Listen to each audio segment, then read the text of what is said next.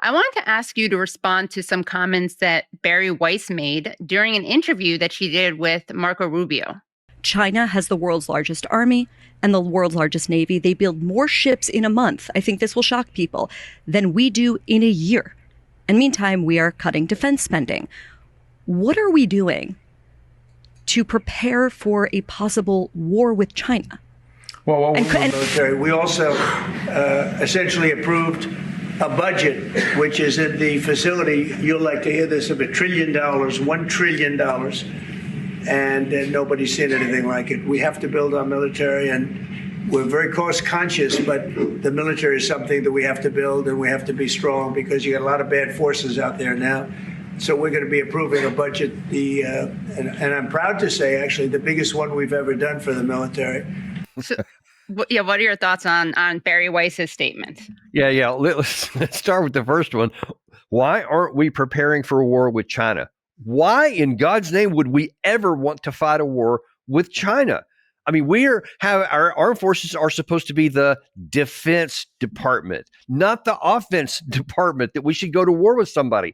And listen, whether you have $1 trillion defense budget, a $6 trillion defense budget, there's almost no way that we could successfully go into China's front yard over the Taiwan Strait issue or the South China Sea and to defeat them militarily.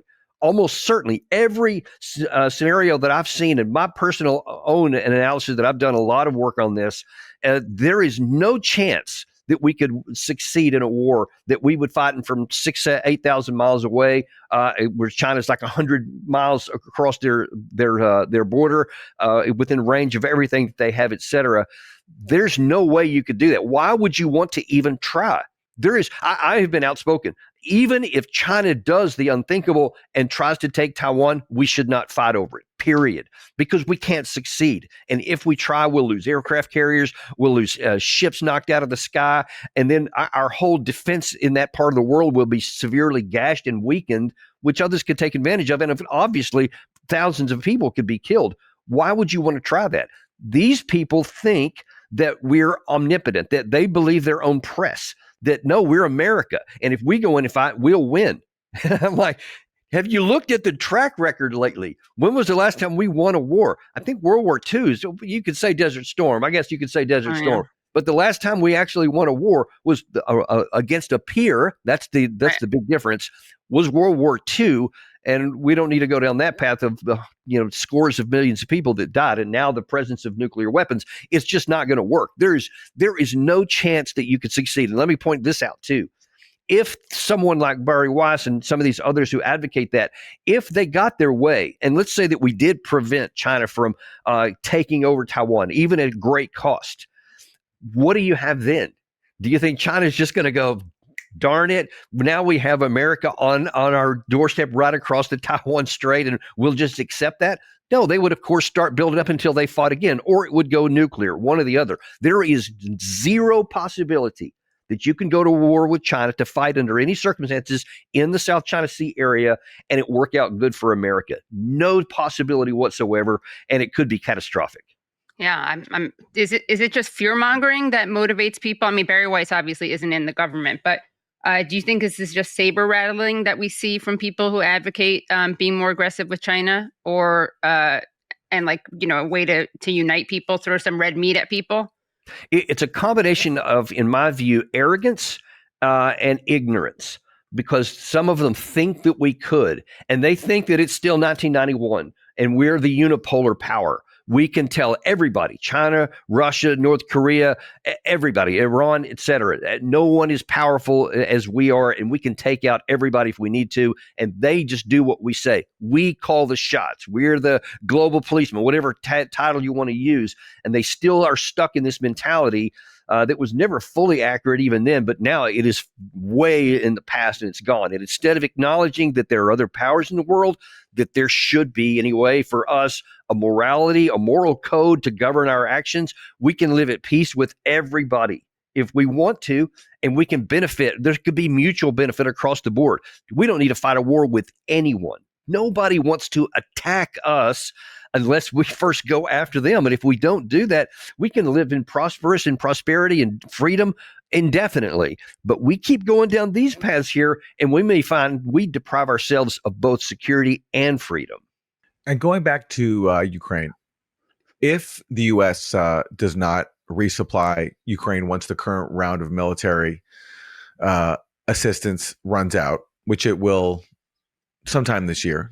There was billions of dollars appropriated last year, but that will eventually run out.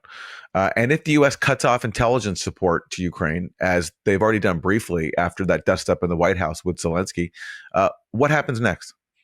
Well, look at what happened with all of that, with 3 years of extraordinary support from both the United States and Europe, and Ukraine was losing all the way through.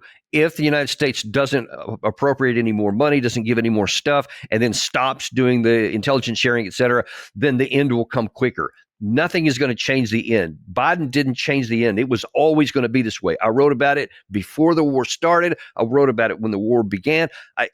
It's not hard. It's not like I'm some Nostradamus or something. It's easy to calculate the balance of power between the two and to figure out how this is going to work. Timing is an issue. No one knows for sure. Like I didn't think that the Ukraine army would continue to function as it has, as long as it has, but it's still inevitable. They're going to lose. So if we withdraw, then they're going to lose faster because the Europeans can't come close to matching what we could do, even at that. So instead of a slow loss, it'll be a faster loss. What do you make of the shifting positions, or at least the inconsistent positions from people inside the Trump camp?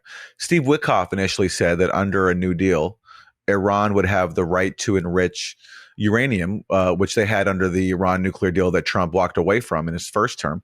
But then after some neocon outrage, he walked that back.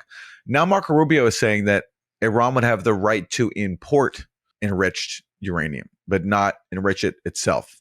I think what this shows is that it's just a lack of understanding what the Trump administration wants to accomplish. They don't have a strategic vision that everybody's going to fall in line with. And unfortunately, I think that's a product of leadership, because the president of the United States, who was elected, is the one who's supposed to set it. And then he's supposed to tell all of his cabinet leaders and all the other folks that are on his team, this is where we're going. Let's have one voice on this, and let's all sing the same sheet of music. But the music sheet changes too many times, whether it's from neocons, whether it's from, Jewish influence. I really can't say, because I'm not on the inside. I just see the results of that you just pointed out there, of changing messages, sometimes from day to day. So it indicates that there's not this guiding strategic vision or a moral position that you're going to take, and you frame everything else within that. It sounds like it's more transactional.